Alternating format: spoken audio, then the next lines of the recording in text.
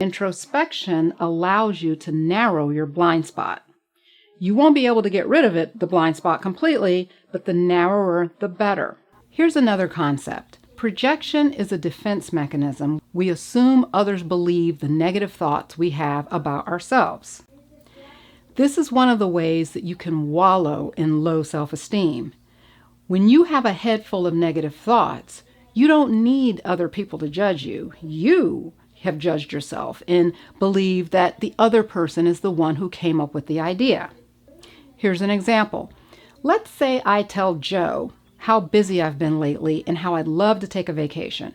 Joe looks at me with a smirk and says, "Yeah, that'd be nice." I think, what was that smirk all about? He must think I'm trying to get out of work and that I'm lazy. Now, the truth is, Joe smirked because he could relate to my desire to go on vacation. He's been working tons of hours and he'd like a vacation. That's what Joe's really thinking, but I projected my own thoughts onto Joe. Now let's look at my thoughts.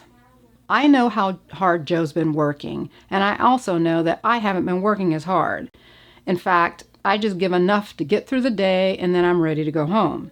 And now here I am, ready to go on vacation. I don't deserve a vacation. So in reality, I'm the one who believes that I've been lazy at work. But I believe that Joe is the one who thinks I'm lazy. And what's the evidence for this? His smirk. So what's the problem with this? Well, it's problematic on a couple of levels. One, I've assigned negative thoughts to Joe that he doesn't have. And I can build up negative feelings about him and resentments that he doesn't deserve because they're based on false information. The second problem ties directly into the issue of affirming yourself. So it's time to lean in here. When you project negative feelings onto others, you set yourself up for needing them to affirm you and build you up.